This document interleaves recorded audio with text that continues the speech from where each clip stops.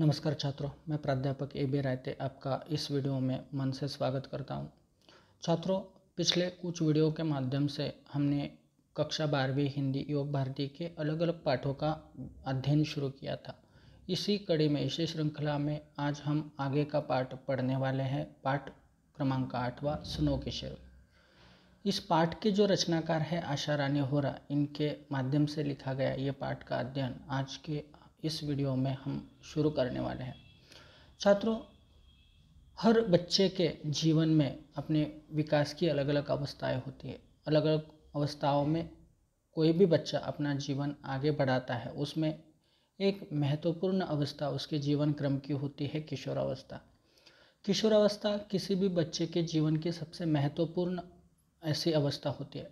इस अवस्था की विशेषता यह होती है कि इस अवस्था में बच्चों में काफ़ी जुनून जोश भरा हुआ होता है, लेकिन सोच समझ भी विकसित हुई होती है। लेकिन जिस तरह से वो आगे बढ़ने के जितनी जल्दी उनके मन में रहती है, या अलग अलग उनके शारीरिक बदलाव, उनके भावनिक बदलाव जो भी हुए होते हैं, उसके कारण उनके व्यक्तित्व में, उनके जीवन में, उनके व्यवहार में बहुत सारे परिवर्तन या बदलाव आए हुए होते हैं। और कभी कभी उनके शारीरिक बदलाव के कारण समाज के प्रति, समाज में बसे हुए लोगों के प्रति एक अलग से भावनाएं उत्पन्न होने लगती है। और उसी भावनाओं के चलते इन बच्चों के जीवन में कभी कभी बहुत सारी गलतियां भी होने की आशंकाएं होती हैं।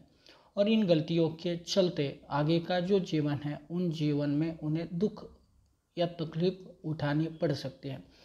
यही उनके जीवन की सबसे महत्वपूर्ण बात होती है। लेकिन शायद वो बच्चे उस समय, उस स्थिति में उसके बारे में सोचने के लिए तैयार नहीं होते, या उस तरह से सोचने की उनकी इच्छा या मंशा होती नहीं है। और इसीलिए शायद वह उस रास्ते पर कहीं भटक भी सकते हैं या भटकते हुए दिखाई देते हैं।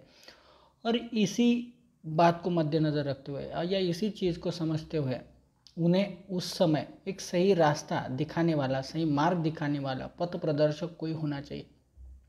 अच्छा, बुरा, भला, इन जैसे चीज़ों को समझाने वाला, और इन चीज़ों से या जीवन में किए हुए कार्यों का आगे चलने वाले जीवन पर क्या असर हो सकता है, ये दर्शाने का या उसे दिखाने का काम करने वाला कोई होना चाहिए। और ख़ास करके उसके परिवार में उनके माता पिता जो है, उन्होंने इस तरह की जिम्मेदारी का निर्वहन करना चाहिए, या बच्चों को समझाना चाहिए, दिखाना चाहिए सही रास्ता उनको दिखाकर शायद उनकी गलतियां हम कम कर सकते हैं, उसे रोकने की कोशिश हम कर सकते हैं।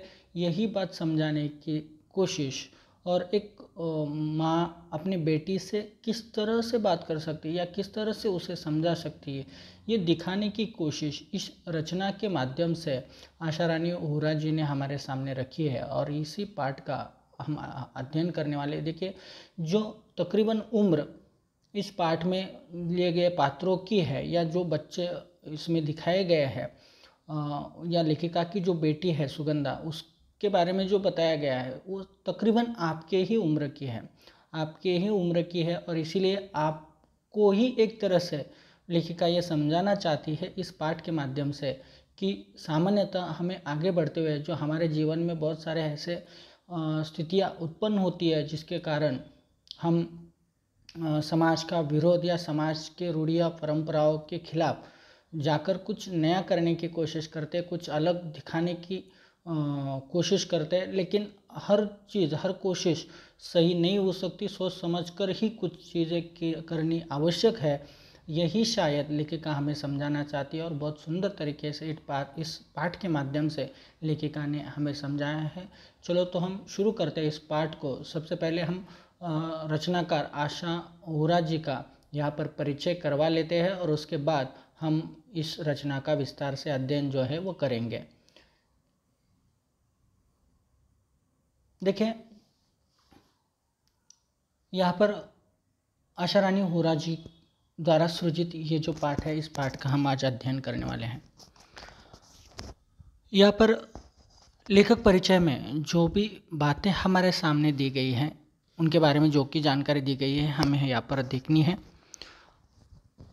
सामान्यतः लेखक का परिचय हम पाठ के शुरुआती दौर में क्यों करते हैं? क्योंकि उनके व्यक्तित्व से परिचित हो सके और उन्होंने लिखी हुई रचना को आसानी से समझ सके। लेखिका आशा रानी जी होरा जी का जन्म 7 अप्रैल 1921 को अविभाजित भारत के झेलम जिले की तकवाल तहसील स्थित ग्राम दुल्हा में हुआ था। देखिए 7 अप्रैल, और यहाँ पर एक शब्द आया है अविभाजित भारत, मतलब जब भारत का विभाजन नहीं हुआ था। हमें पता है कि 1947 में भारत का विभाजन हुआ था। भारत 2 हिस्सों में बटा था, भारत और पाकिस्तान के रूप में। लेकिन उससे पहले भारत और पाकिस्तान जो दो एक ही राष्ट्र थे, तब उसे अविभाजित भारत कहा जाता था। और उसी समय ये जो आशा रानी जी हो रहा है, उनका झेलम जिला, जो कि झेलम नदी के तट पर बसा हुआ ये जिला है, और उस जिले में उनका जन्म हुआ है। तकवाल तहसील था और ग्राम का नाम जो था वो दुल्हा था। आधुनिक हिंदी साहित्य में नारी विषयक लेखन में आप अपना अलग स्थान रखती हैं।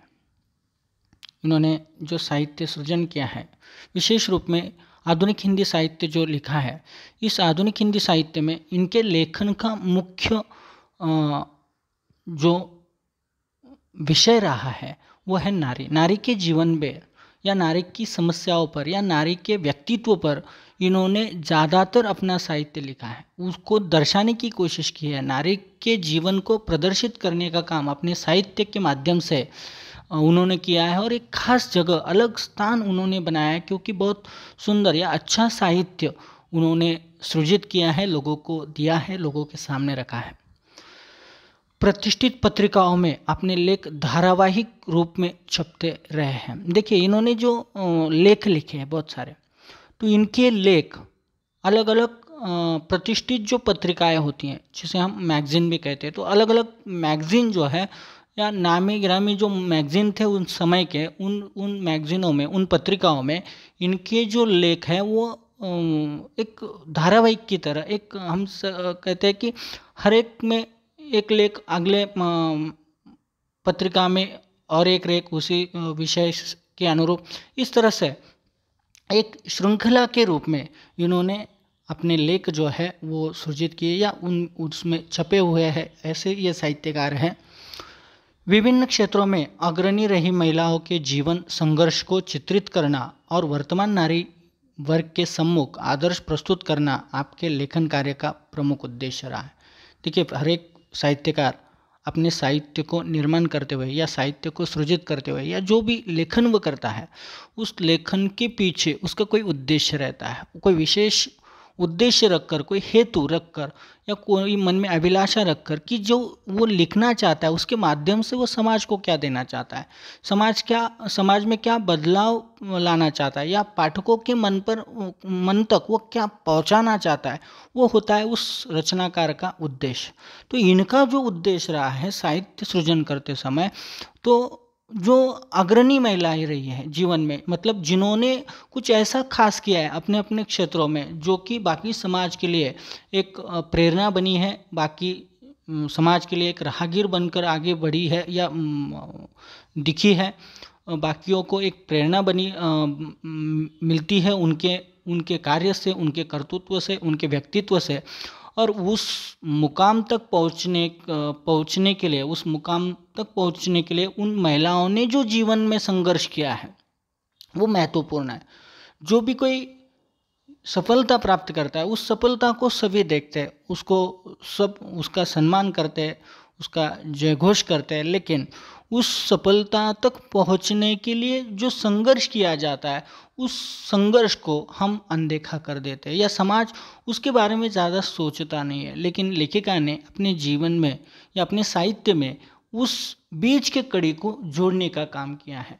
सफलता तो सारी दुनिया देखती है, लेकिन उस सफलता की राह तक पहुंचने में जो भी संघर्ष आया है, जो भी कठिनाई आई है, और जिन कठिनाइयों को पार करने का काम उन लोगों ने या उन महिलाओं ने किया है, वो दर्शाना, ताकि जो भी आगे आने वाले समय में, आगे आने वाली पीढ़ियों में जो भी महिलाएं उस तरह आगे बढ़ना चाहती है, उन्हें एक रास्ता मिले, उन्हें मार्गदर्शन मिले और उस आधार पर वो भी अपने जीवन को आगे बढ़ा सके।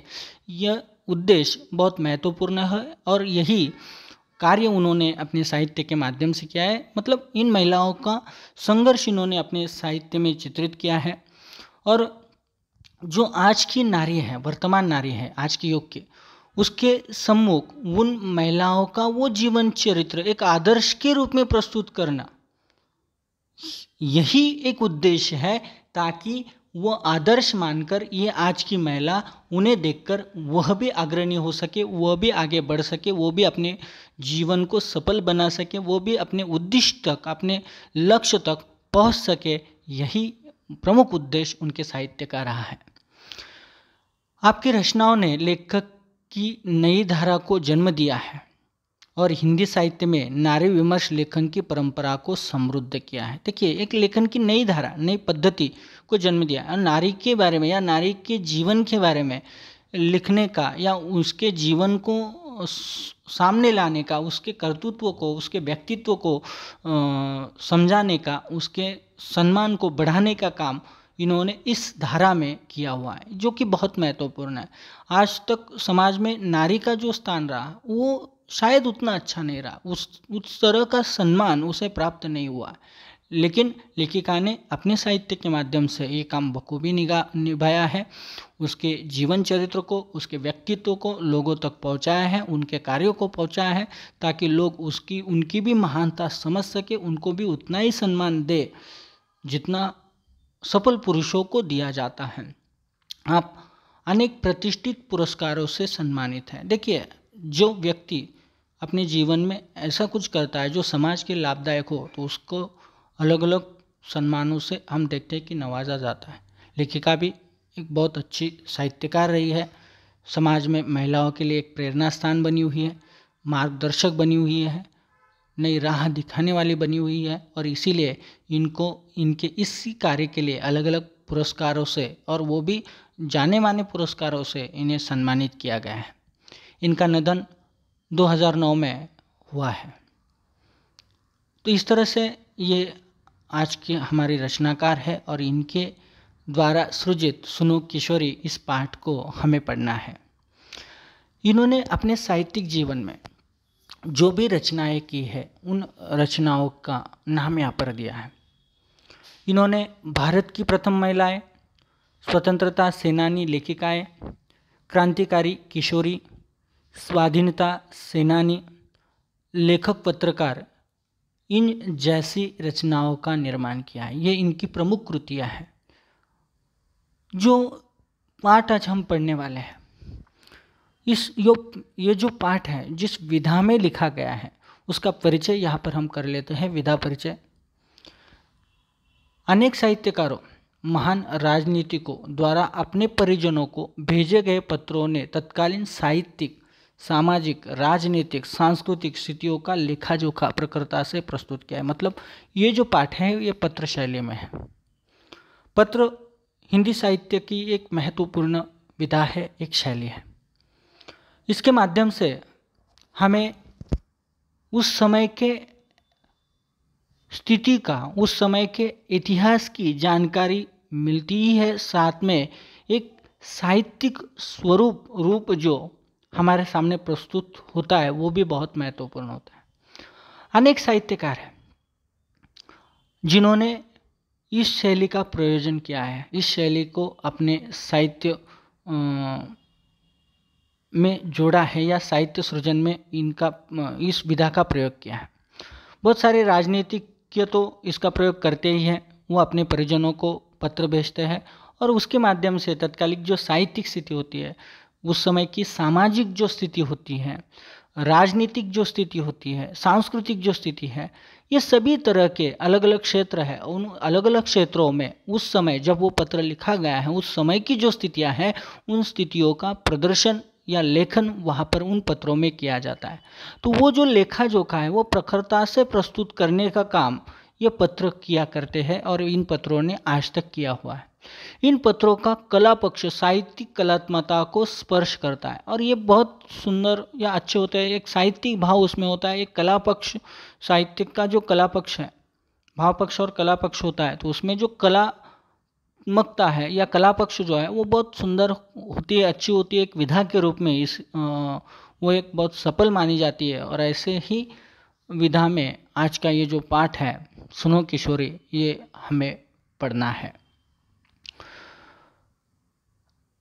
पाठ परिचय यहाँ पर दिया है। देखिए इस पाठ में हमें क्या पढ़ना है, इस पाठ का केंद्रित विषय क्या है, वो हम यहाँ पर पहले समझ लेते हैं। पाठ परिचय में लेखिका ने अपनी इस नवीनतम पत्र शैली में किशोरियों की शंकाओं, प्रश्नों एवं दुश्चिंताओं का समाधान एक अंतरंग शैली और मार्गदर्शिका के रूप में किया है। देखिए ये जो शैलियाँ हैं साहित्य लेखन में उस समय ये एक नवीनतम शैली मानी जाती है। मतलब उन्होंने इसका प्रयोग साधारणतः शुरू किया है या कुछ ही गिने चुने साहित्यकार इस प्रकार का साहित्य सृजन करते थे और उसमें से एक थे आशारानी जी होरा।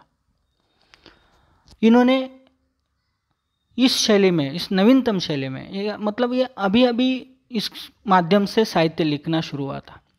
इस शैली में किशोरियों, तकरीबन किशोर अवस्था में जो बच्चे होते हैं उन बच्चों को किशोर या किशोरिया कहा जाता है।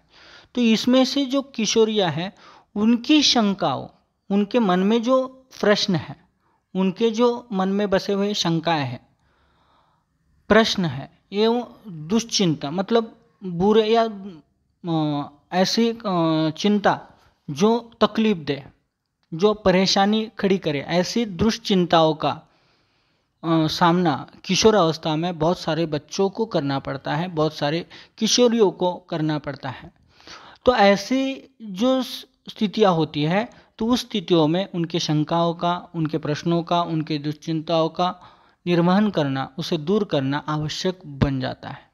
लेकिन हम देखते हैं सामान्यतः ऐसे समय में जो अलग अलग विषय होते हैं उन विषयों में बहुत सारे विषय ऐसे होते हैं जिस पर समाज ज़्यादा बोलता नहीं है, उस पर ज़्यादा बातें नहीं होती है और उस वजह से ये जो किशोर या किशोरियाँ होती है उनके मन में बसे हुए जो शंकाएं हैं उनको सही रास्ता या सही मार्ग नहीं मिल पाता। और लेखिका यही हमें समझाना चाहती है कि हमें क्या करना होगा। तो ऐसे स्थिति में उन बच्चों को, उन लड़कियों को, उन किशोरियों को उनकी माँ जो होती है उस माँ ने एक माँ की तरह, अंतरंग एक सहेली की तरह और एक मार्गदर्शिका के रूप में उसे समझाना चाहिए। किसी भी बच्चे को जिसके मन में अगर ऐसी आशंकाएं है और उस आशंका को दूर करने की क्षमता अगर हम में हो तो हम एक माँ की तरह उस शंका को दूर कर सकते हैं, एक सहेली की तरह, एक मार्गदर्शिका के रूप में हम उसे दूर कर सकते हैं। और लेखिका ने वही काम यहाँ पर इस पाठ के माध्यम से किया है। बहुत सारे जो किशोरियाँ हैं उन किशोरियों को, उनके मन में बसी हुई शंकाओं को, उसके मन में बसे हुए प्रश्नों को, दुश्चिंताओं को उन्होंने इस पाठ के माध्यम से एक मार्गदर्शन रूप दिया है, एक माँ की तरह समझाने की कोशिश की है, एक सहेली बनकर समझाने की कोशिश की है, जो कि बहुत अच्छी तरह से शायद किशोरियों को मदद करने में साबित हो या एक नया रास्ता, एक सही रास्ता दिखाने में ये पाठ उनके लिए साबित होता हुआ दिखाई दे। किशोरियों के हृदय में झांककर मित्रवत उन्हें उचित अनुचित, करणीय अकरणीय का बोध कराया है। देखिए ये पाठ ऊपरी स्तर पर या लेखन शैली में सिर्फ लिखने के लिए उन्होंने नहीं लिखा है, अपनी साहित्य की प्रभाव दर्शाने के लिए या दिखाने के लिए, अपनी साहित्यिकता या अपने पांडित्य को दर्शाने के लिए, दिखाने के लिए साहित्य या इस पाठ को लेखिका ने निर्माण नहीं किया है। तो इन्होंने जो कुछ किया है उसके मूल रूप में जो किशोरियाँ हैं उन किशोरियों के जीवन में जो संघर्ष है, उनके मन में जो प्रश्न है, शंकाएं हैं, उनको दूर करना है। और अगर उनको दूर करना है तो उसका सही तरह से आकलन करना भी आवश्यक है।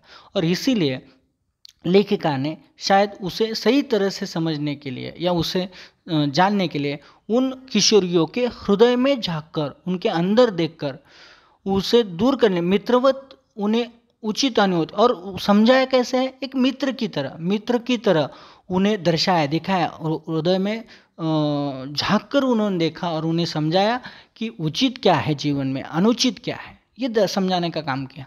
करणीय अकरणीय, जो करने लायक है और जो नहीं करना चाहिए, ऐसी चीज़ों को भी उन्होंने समझाया। एक मित्र की तरह भी यह बात उन्होंने किशोरियों को समझाने की कोशिश की है। उचित अनुचित, सही गलत क्या है, करणीय अकरणीय, करने लायक या न करने लायक, मतलब जो नहीं करना चाहिए, इन सभी चीज़ों का बोध या ज्ञान या मार्गदर्शन लेखिका ने इस पाठ के माध्यम से किया है। हमारे देश की नई पीढ़ी पश्चिमी देशों से आ रहे मूल्य और संस्कारों का अंधानुकरण करती जा रही है। एक बहुत बड़ी समस्या है और ये आज भी कायम है।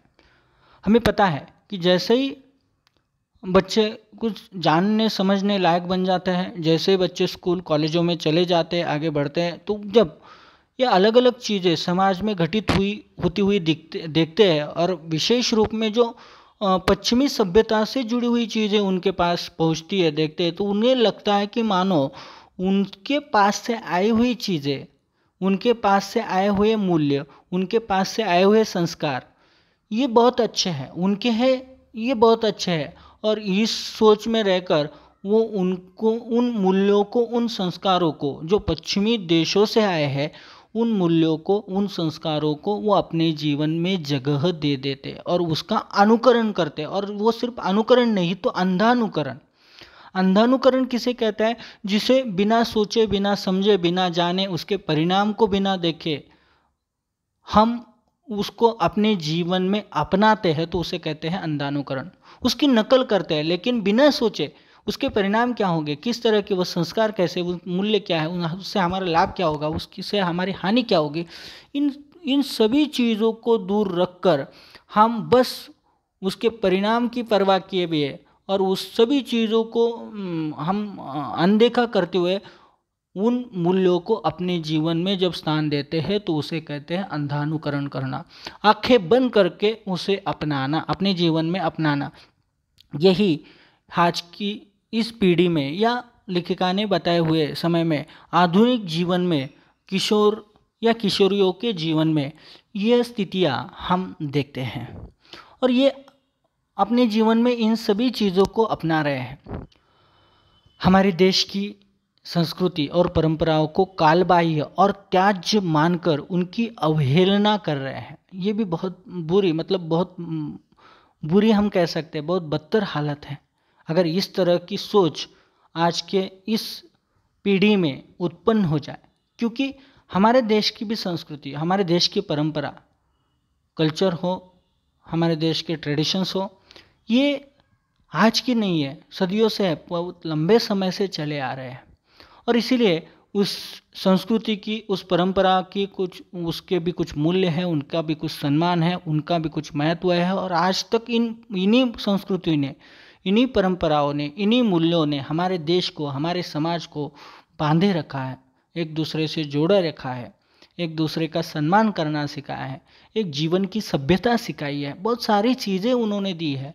तो हम लोग ये कैसे मान सकते हैं, ये कैसे कह सकते हैं कि ये चीज़ें जिन्होंने आज तक सदियों से या बड़े लंबे समय से हमारे इस समाज जीवन को आगे बढ़ाया है, हमारे समाज जीवन को उन्नत बनाया है, दुनिया में रहने लायक बनाया है, ऐसी संस्कृति, ऐसे परंपरा जो हमारे देश की है, अपनी है, हमने निर्माण की हुई है, ये कालबाह्य कैसे हो सकते हैं?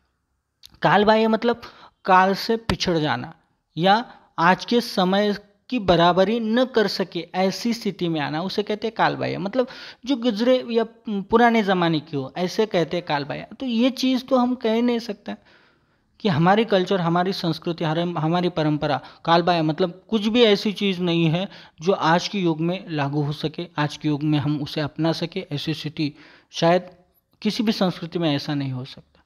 हाँ, कुछ चीज़ें ऐसी हो सकती है जो पुरानी हो, जो बदलना आवश्यक हो, लेकिन हर चीज़ उसमें गलत है, पुरानी है, आज के लिए लाभदायक नहीं है, ये सोच बिल्कुल गलत है। और लेखिका वही हमें समझाना चाहती है या बच्चों को समझाना चाहती है कि इस तरह की सोच जो आज की पीढ़ी में है, आज के युवकों में है, कि वो समझते हैं कि हमारी संस्कृति, हमारी परंपरा कैसे है, कालबाह्य है, वो पुराने ज़माने की है, या पिछड़े काल की है और इसीलिए त्याज्य है। त्याज्य मतलब त्यागने लायक, इसलिए वो त्याग देनी चाहिए। वो त्याज्य है, त्यागने लायक है, और त्यागने लायक है इससे समझकर, ऐसा समझकर, मानकर उसकी अवहेलना कर रही है। अवहेलना मतलब अपमान, उसकी अवहेलना कर रही है, उसे अनदेखा कर रही है, उसका अपमान कर रही है। उन परंपराओं का, उन मूल्यों का, उन संस्कृतियों का वो एक तरह से अपमान कर रही है, उसकी अवहेलना, अनदेखा कर रही है उसे।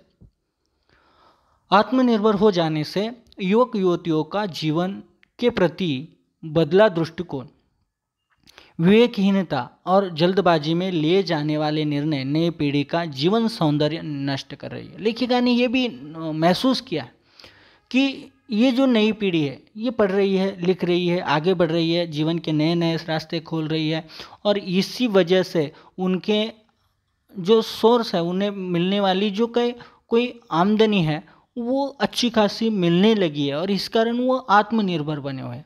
वो अपने जीवन को आगे बढ़ाने के लिए जो कुछ चाहिए वो कमाना वो अब सीख गया है, जान गया है, और इसी आत्मनिर्भरता के कारण, आत्मनिर्भर हो जाने के कारण ये जो युवक युवतियां हैं उनको, उनका जो जीवन के प्रति दृष्टिकोण है, वो सोच हम कह सकते हैं, वो सोच बदली है।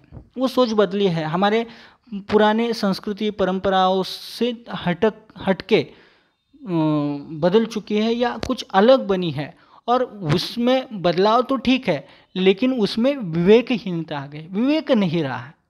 हमारे कल्चर का, हमारी संस्कृति में जो विवेक बहुत महत्वपूर्ण माना जाता है वही उनसे, वो सभी प्रैक्टिकल हो गए। किसी चीज़ का वो सोचते नहीं, या जो हमारे मूल्य है उसके बारे में वो समझते नहीं है, और इसीलिए उसमें विवेकहीनता आ गई है, और जल्दबाजी में फैसला लेने की या जल्दबाजी में कोई भी निर्णय लेने की उनकी आदत बन गई है। और इसी कारण ये जल्दबाजी में फैसला लेने की जो उनकी आदत है, विवेकहीनता में फैसला लेने की जो आदत है, निर्णय लेने की जो आदत है, इसी कारण ये जो नई पीढ़ी है उनका जीवन सौंदर्य मतलब जीवन के प्रति या जीवन की ओर देखने का नज़रिया बदल गया है। वो जीवन सिर्फ एक मशीनों की तरह पैसा देखना या कमाना या लाना, इसी तरह से वो जी रहा है। जीवन जीने का जो आनंद होना चाहिए या होता है, या हमारे संस्कृति परंपराओं में हम जिस तरह से उस आनंद को प्राप्त करते थे, चाहे हमारी आमदनी, हमारे पास आने वाले पैसे या सारी चीज़ें कम हुआ करती थी, लेकिन वो जीवन की ओर देखने का, उसका आनंद लेने की जो दृष्टि थी वो बहुत बड़ी थी। लेकिन वही आज इस तरह से आगे बढ़ने के कारण हमने खो दी है। आज की ये जो पीढ़ी है उस पीढ़ी में ये बात नहीं दिखती, ऐसा लेखिका को लग रहा है, क्योंकि उन्होंने जिस तरह का जीवन आगे बढ़ाया है उससे उनका जीवन सौंदर्य नष्ट हो रहा है, ऐसा उन्हें लगता है। यही बात वो समझाना चाहती है। लेखिका के अनुसार नए मूल्यों को भारतीय संस्कृति परंपराओं और संस्कारों की भूमि पर उतारकर स्वीकारना होगा। देखिए, नए मूल्य, नए परंपरा आना गलत नहीं है।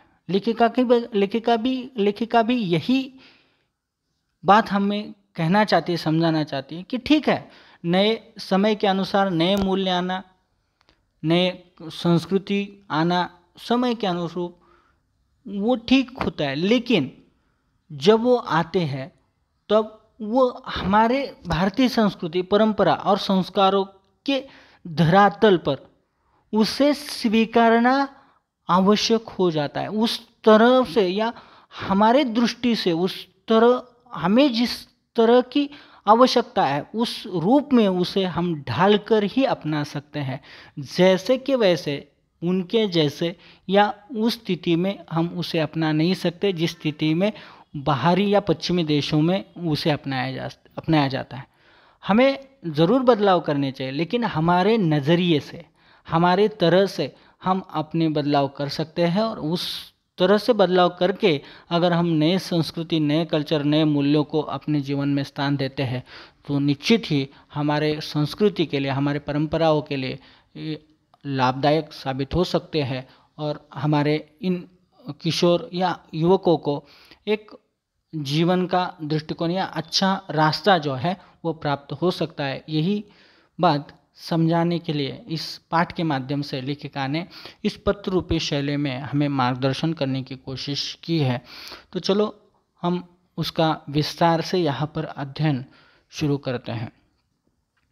देखिए, लेखिका के बेटी का नाम है सुगंधा, जो कि कहीं दूर कॉलेज में पढ़ती है।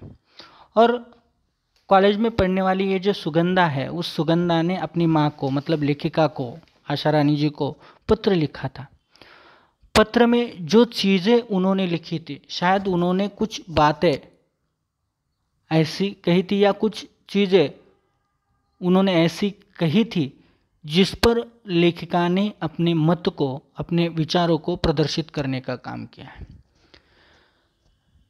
देखिए, लेखिका ने इस पत्र के माध्यम से रूढ़ी और परंपरा में जो कुछ अंतर है, उस अंतर को बताने की कोशिश भी की है। और अपने बेटी को आगे बढ़ने से वो रोकना नहीं चाहते, लेकिन आगे बढ़ते समय, ऊंचा उड़ते समय गिरने का जो डर है या गिरने के बाद होने वाली जो तकलीफ है, उसे भी वो अवगत कराना चाहती है। और यही सारी बातें जो उन्होंने समझाई है, वो हमें यहाँ पर समझना है। देखिए, पाठ को हम शुरू करते हैं। लेखिका अपने बेटे को ये पत्र लिख रही है। उन्होंने क्या बताया है, किस तरह से पाठ आगे बढ़ता है, हम देखते हैं।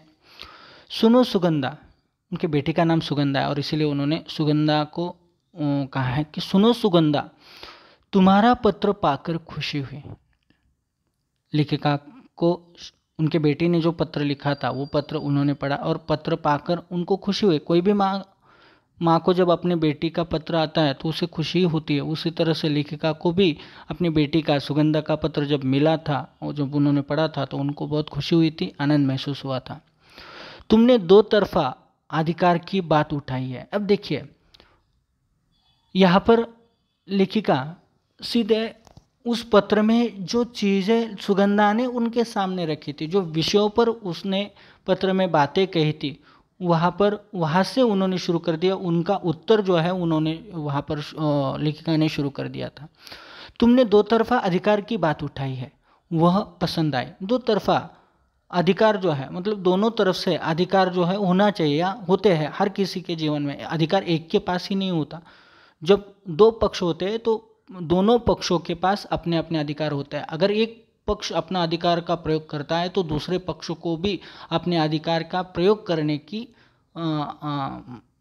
हक होना चाहिए। और यही चीज़ शायद उनके बेटी उनसे कहना चाहती थी कि तुम तो अपनी बात शायद हमारे सामने रखती हो, तुम जो कहना चाहती हो, तुम्हारे जो विचार है वो तो तुम तो रखती है, लेकिन हमें भी हमारी बात, हमारे विषय, हमारे विचार आगे रखने का, सामने रखने का अधिकार मतलब होना चाहिए। दोनों की भी सोच सुननी चाहिए, फिर उसके बाद निर्णय लेना चाहिए। कोई भी एक तरह से तुम्हारी ही बात सही है यह समझकर तुम ही अपनी बात आगे बढ़ाओ, ये कोई अच्छी बात नहीं है। और यही लेखिका भी वहाँ पर कहती है कि तुमने जो कहा दो तरफा अधिकार की बात उठाई है, वो पसंद आई, बहुत अच्छा लगा कि तुम अपने अधिकारों के बारे में सजग हो, ये अच्छी बात है। बेशक जहाँ जिस बात से तुम्हें असहमति हो, वहाँ तुम्हें अपनी बात मुझे समझाने का पूरा अधिकार है। बेशक का अर्थ होता है निसंदेह। यहाँ पर देखिए, जो शब्द पाठ्यपुस्तक में हम कह सकते हैं कठिन या उसके समानार्थी शब्द हो सकते हैं, उन शब्दों को मैंने अलग रंग से यहाँ पर टाइप किया है, दर्शाया है, तो वो आपके लिए समझने में आसानी हो, इसलिए बेशक का अर्थ होता है निसंदेह। उसमें कोई शक नहीं है, निसंदेह, बिना किसी शक के। जहाँ जिस बात से तुम्हारी असहमति हो, असहमति का अर्थ होता है राय न मिलना या एक दूसरे के मत से सहमत न होना, उसे कहते हैं असहमति। जहाँ भी मतलब मैं जो विचार रखती हूँ, मैं जो बात करती हूँ किसी भी चीज़ के बारे में, वहाँ मेरे वो विचार है, उस विचारों से तुम्हारे विचार अगर मिलते नहीं है, तुम्हारी राय अगर मिलती नहीं, तुम्हारी सहमति अगर होती नहीं हो, तो वहाँ तुम्हारे जो उसके खिलाफ या उसके विपरीत जो विचार है, खिलाफ कहने के मायना यह है कि उसके विपरीत, उसके खिलाफ ही हो ऐसा नहीं है, उससे कुछ अलग हो सकते हैं। जहाँ भी मेरे विचारों से मेरे या समाज की जो भी विचार है उनसे तुम्हारे बात मतलब तुम्हारे विचार मिलते नहीं हैं, उसमें असहमति हो, तुम्हारे कुछ अलग विचार हो, वहाँ पर उन अलग विचारों वहाँ तुम्हें अपनी बात मुझे समझाने का पूरा अधिकार है। वहाँ पर जहाँ पर निसंदेह बेशक बिना किसी शक के जहाँ पर भी तुम्हें तेरे और मेरे विचार मिलते नहीं हैं, मेल नहीं खाते, एक समान नहीं होते, वहाँ पर मेरे विचार तो ठीक है मैं सामने रखती हूँ, लेकिन तुम्हें भी उतना अधिकार है कि तुम भी अगर मुझसे मेल न खाती हो, उन विचारों से सहमत न हो, तो तुम भी अपनी बात को समझाने की कोशिश कर सकती हो, तुम भी अपनी बात को आगे रखने की कोशिश या कार्य जो है कर सकती हो। वो तुम्हारा अधिकार है। तुम्हें भी अपना हक या तुम्हें भी अपना विचार लोग के सामने रखने का पूरा अधिकार है या मेरे सामने रखने का पूरा अधिकार है। यही दो तरफा जो उन्होंने बात उठाई थी उस बच्ची ने, सुगंधा ने, वही लेखिका यहाँ पर कहती है कि ये बात सच है कि अधिकार सिर्फ मुझे ही नहीं अपनी बात करने का, अधिकार तुम्हें भी है। अगर जो बात हम में सहमति है, जो बात मैं जो कह रही हूँ वो तुम्हें भी सहमत है, सही है, तो उसमें कोई दिक्कत ही नहीं है। लेकिन जो चीज़ जो बात है मैं कह रही हूँ लेकिन तुम्हें पसंद नहीं है, शायद तुम्हारी उसके बारे में कुछ अलग राय है, तो उस स्थिति में तुम अपनी राय बेझिझक बिना कोई आशंका के बेशक निसंदेह तुम आगे रख सकती हो, मेरे सामने मेरे आगे प्रस्तुत कर सकती हो या मुझसे कह सकती हो। ये तुम्हें पूरा अधिकार है इसके लिए, यही लेखिका कहना चाहती हैं। मुझे खुशी होगी तुम्हारे इस अधिकार प्रयोग पर। और लेखिका सबसे ज़्यादा खुश तो अपनी माँ ही होगी। अगर अपनी बेटी अपने अधिकार के प्रति सजग है और अपने विचारों को वो रखने का सामर्थ्य रखती हो, अगर कोई उसके अलग विचार है और वो प्रस्तुत करने की क्षमता रखती हो या आगे रखने की कोशिश करती है, तो ये तो सबसे बड़ी बात है, अच्छी बात है। और इसीलिए लेखिका भी इस तरह की सोच से या बेटी की इस तरह की बातों से अगर वो अधिकारों की इस तरह से प्रयोग करना चाहती है तो वो भी खुश है। मुझे खुशी होगी, लेखिका कहते हैं, कि तुम अगर इस तरह से अपनी बातों को सामने रखने का काम करोगी या अपनी राय रखने का काम करोगी, इसका मतलब है कि तुम भी एक तरह से अपने अंदर झांक रही हो, सोच रही हो, सही गलत को या अलग अलग तरह से विचार कर रही हो। ये एक अच्छी बात है। खुशी लेखिका को इस तरह के अधिकार प्रयोग से हो सकती है या होगी, ऐसा लेखिका ने बताया। इससे राह खुलेगी और खुलती ही जाएगी। इससे क्या होगा कि जो कुछ हमारे बीच में अगर कुछ चीज़ें ऐसी हैं कि मैंने कह दिया लेकिन तुम्हें पसंद नहीं आया, लेकिन तुमने वो अपनी बात नहीं रखी, तो क्या होगा कि मनमुटाव हो जाएगा, तुम्हारे मन में कुछ दबा कुचला रह जाएगा या कुछ बातें ऐसे दब रहेगी, और ये हमारे रिश्ते के लिए या समाज या सभी चीज़ों के लिए अच्छा नहीं होगा। इससे रास्ता नहीं निकलेगा, रास्ता बंद हो जाएगा। लेकिन जब तुम अधिकार का प्रयोग करोगे, अपनी बात रखोगी, बहस होगी, सही गलत का फैसला होगा और उसके बाद कुछ ना कुछ रास्ता निकल आएगा, तो ये राह खुलेगी, आगे का रास्ता मिल जाएगा। और यही सबसे महत्वपूर्ण बात होती है परिवार में कि जब जैसी स्थितियाँ आ जाती है, विपरीत विचार या अलग अलग विचार हो जाते हैं, तो उसमें अगर अपने अपने पक्ष को रखा जाए और पक्ष को रखने के बाद सही गलत की जांच होकर एक अच्छा फैसला निकल कर आए, तो निश्चित रूप में वो रास्ता खुल जाता है और परिवार हंसी खुशी या सही वातावरण में आगे बढ़ता रहता है।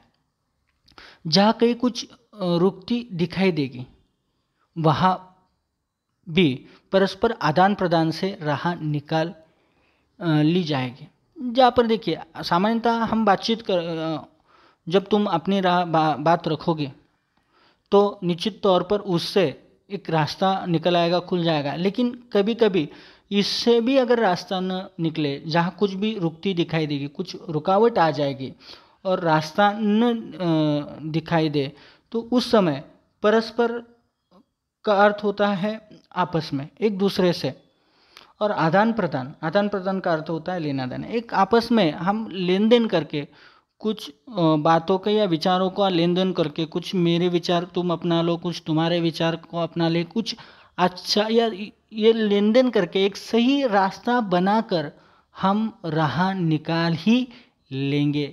लेकिन कब? जब आपस में हम इस तरह से बातें करेंगे या हम अपनी अपनी राय जो है वो बताएंगे। अपनी अपनी बात कहने सुनने में बंधन या संकोच कैसा। लेखिका ने अपने बेटी को, अपने बच्चे को पूरी आज़ादी दी है। जो भी विचार है, अपनी जो भी बातें हैं, जो भी उसे कहना है वो कह सकती है, और अपनी अपनी बात, अपने विचारों को कहने में और सुनने में कोई बंधन नहीं होना चाहिए या संकोच भी नहीं होना चाहिए। ये सबसे महत्वपूर्ण बात, कोई बांध नहीं होना चाहिए, उसमें रुकावट नहीं होनी चाहिए, और डरना भी नहीं चाहिए, शर्माना भी नहीं चाहिए, किसी तरह की संकोच की भावना भी नहीं होनी चाहिए।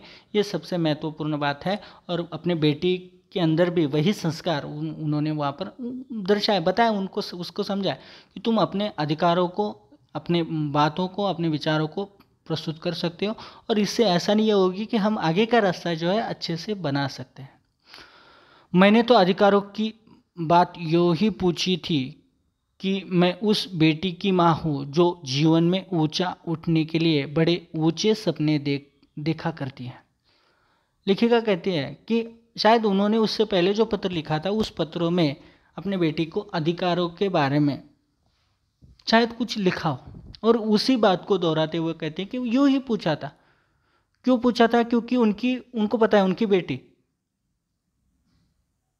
माँ, उस बेटी की माँ, मतलब वो खुद के लिए कहती है मैं ऐसी बेटी की माँ हूँ जो जीवन में ऊंचा उठना चाहती है, बहुत आगे जाना चाहती है, आगे बढ़ना चाहती है, कुछ बनना चाहती है, अपने जीवन में सफल होना चाहती है, ऊंचे मकाम पर पहुंचना चाहती है। ऐसे बड़े बड़े सपने रखने वाली बेटी की वो माँ है, और ऊंचे सपने देखा करती है ऐसी बेटी उनकी।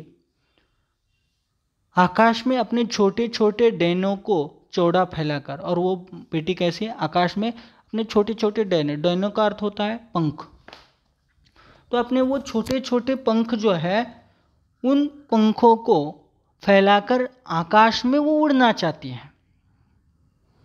ऐसी बेटी की वो माँ है, मतलब ऐसी बेटी जो जीवन में बहुत आगे बढ़ना चाहती है, बहुत ऊंचा उठना चाहती है, बहुत ऊंचे ऊंचे सपने जो देखती है, और आकाश में अपने छोटे छोटे पंखों के सहारे बहुत ऊपर तक वो उड़ना चाहती है, बहुत सफलता प्राप्त करना चाहती है। ऐसे बेटी की वो माँ है। इसीलिए अधिकार की बात शायद उन्होंने यूं ही पूछी थी, ऐसे ही पूछी थी, ऐसा लेखिका वहाँ पर कहती हैं। धरती से बहुत ऊंचाई में फैले इन डैनों को यथार्थ से दूर समझकर भी मैं काटना नहीं चाहती।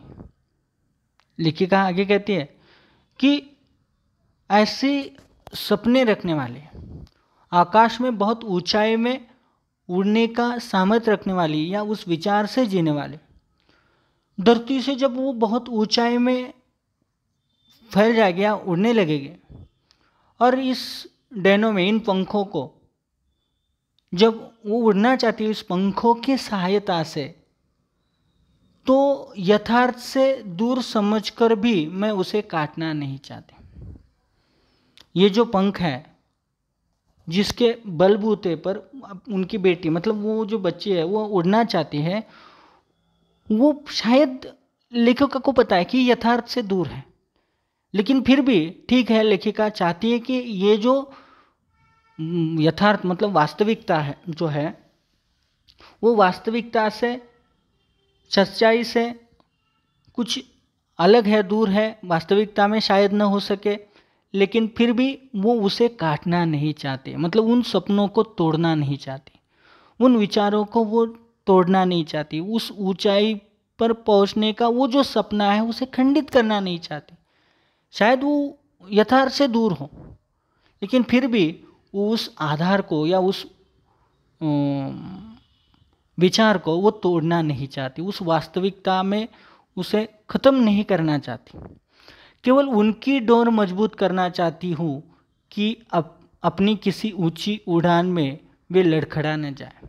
और वो क्या कहना चाहती है कि उसे तोड़ना नहीं चाहती, वो क्या करना चाहती है, केवल उसकी डोर, उसकी जो डोर है वो मजबूत करना चाहती है, वो ज़्यादा मजबूत हो, क्योंकि जब तुम किसी ऊंची उड़ान में व्यस्त हो तो शायद उस समय तुम्हें लड़खड़ाने की नौबत आ सकती है, और अगर ये डोर मजबूत होगी तो शायद उस लड़खड़ाने से तुम्हें मैं बचा सकूं या तुम बच सकोगे। इसीलिए ही मैं इस तरह की बातें या वो अधिकार की बात जो है वो मैंने कही थी। इसलिए कहना चाहती हूँ कि उड़ो बेटी उड़ो, पर धरती पर निगाह रखकर। लेकिन यहाँ पर कहा है कि ठीक है, तुम ऊंचाई में उड़ना चाहती हो, जिस बलबूते पर, जिस पंखों के भरोसे तुम उड़ना चाहती है, मैं ये नहीं चाहती कि उन पंखों को मैं तोड़ दूँ, उस विचारों को मैं तोड़ दूँ, उसे मैं काटना नहीं चाहती, वास्तविकता से दूर हो फिर भी उसे टुकराना नहीं चाहती।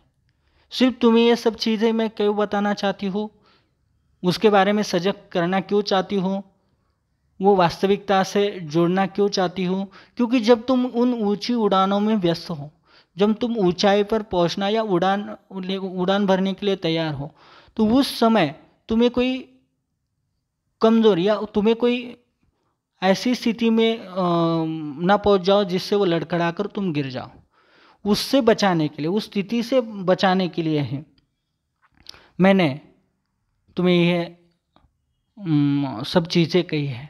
और इसलिए चाहती हूँ कि तुम उड़ो, ज़रूर उड़ो, उड़ो पर धरती पर निगाह रखकर। अब धरती पर निगाह रखना, इसमें एक वाक्य प्रचार बनता है, धरती पर निगाह रखना। उसका अर्थ होता है वास्तविकता से जुड़े रहना। तुम सपने देखो, ऊंचे ऊंचे सपने देखो, बहुत कुछ करने का, अच्छा करने का या बड़ा करने का ख्वाब रखो, कोई बुरी बात नहीं है। लेकिन उस सब करते हुए या उस ख्वाब को बुनते हुए एक चीज़ याद रखना कि वास्तविकता जो सच्चाई है उसे कभी मत भूलना, उससे कभी दूर मत भागना। वास्तविकता से हमेशा जुड़े रहो, सपनों की दुनिया में कभी खो मत जाना, यही उन्हें कहना चाहते हैं। तुम ऊंची उड़ान ज़रूर लगाओ, लेकिन अपना निशान, अपनी ज़मीन जो है उसे हमेशा याद रखो, धरती पर निगाह हमेशा रखो। कहीं ऐसा ना हो कि धरती से जुड़ी डोर कट जाए और किसी अनजाने अवांछित स्थल पर गिरकर डैने क्षत विक्षत हो जाए। देखिए लेखिका कितनी सुंदर तरीके से अपनी बेटी को समझा रही है।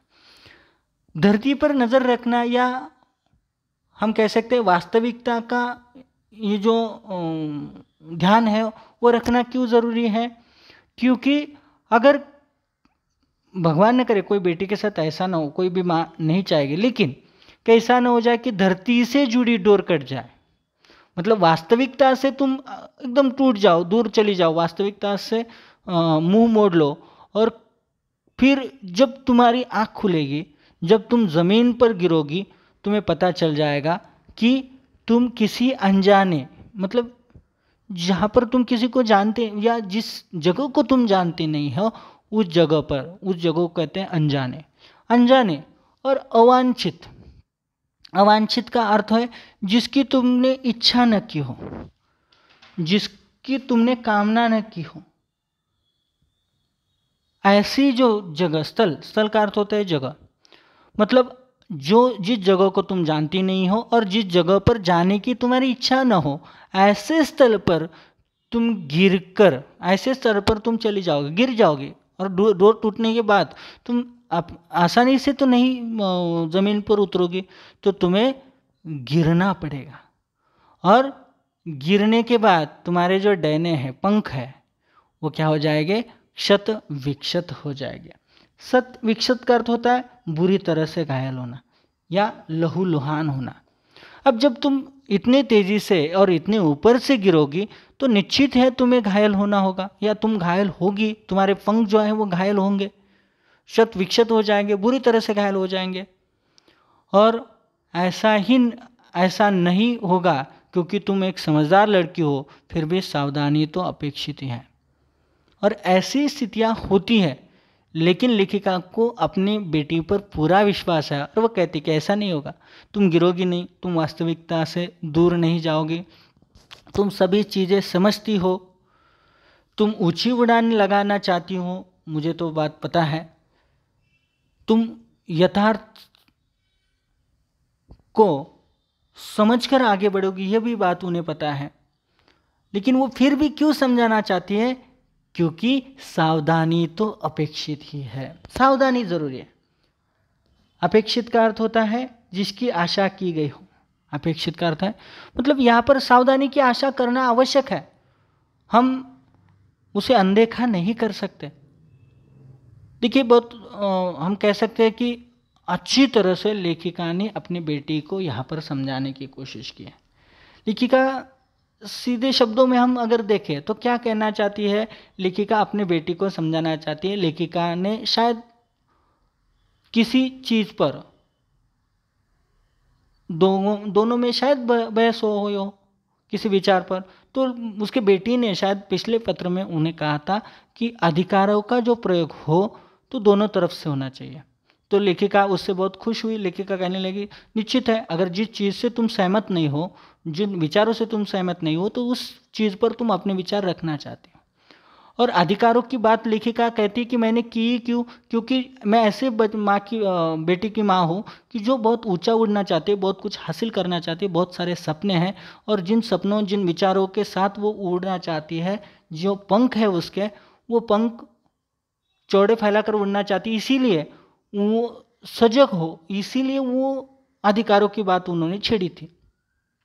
अब ये जो पंख है वो उस बच्ची के जीवन का आधार है, और यह पंख यथार्थ से दूर कहकर वो उसे काटना नहीं चाहती कि नहीं ये असलियत में हो नहीं सकता, ये सच्चाई में हो नहीं सकता, इसलिए इसे भूल जाओ। ऐसा करने वाली लेखिका नहीं है। वो चाहती कि वो पंख बने रहे, वो पंख उसे उस सपनों की उड़ानों के लिए उसे आवश्यक है और वो उसके पास हो, वो उसे तोड़ना नहीं चाहती। केवल ये सभी चीज़ें बताकर क्या करना चाहती, वो उसे मजबूत करना चाहती, उन सपनों को, उन उड़ानों को, उन चीज़ों को जो वो पाना चाहती है, ये सारी चीज़ें उसके रास्ते में आने वाली कठिनाइयाँ बताकर उसे मजबूत करना चाहती है, उसे प्रिपेयर करना चाहती है, तैयार करना चाहती है, ताकि वो अच्छी उड़ान भर सके, वो ऊंचे मकान तक पहुंचा सके। रास्ते में अगर कोई भी वो लड़खड़ा भी जाए तो उसे उस स्थिति से बाहर कैसे निकलना चाहिए ये भी समझ में आना चाहिए।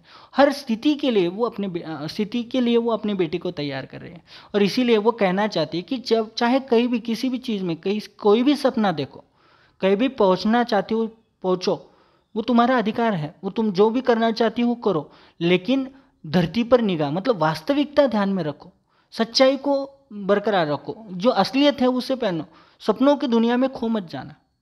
यही वो कहना चाहती है। अगर ऐसा करोगी, वास्तविकता को भूल जाएगी, धरती से नज़र हट जाएगी, तो जब तुम लड़खड़ा जाओगी तो कई ऐसे अनजाने अवांछित स्थल पर पहुंच जाओगी जहां पर तुम शायद पहुंचना न चाहती हो, और जिस जगह का पता भी तुम्हें न हो, ऐसी जगह पर तुम पहुंच जाओगी तो पूरी तरह से टूट जाओगी, शत विक्षत हो जाओगे, घायल हो जाओगे, लहूलुहान हो जाओगी। जो कि मैं अपने बेटी के लिए ऐसा चाहती नहीं हूँ, कोई भी माँ ये चाहती नहीं है, फिर भी मैंने ये सब बताया क्यों, ऐसा मैंने कहा क्यों?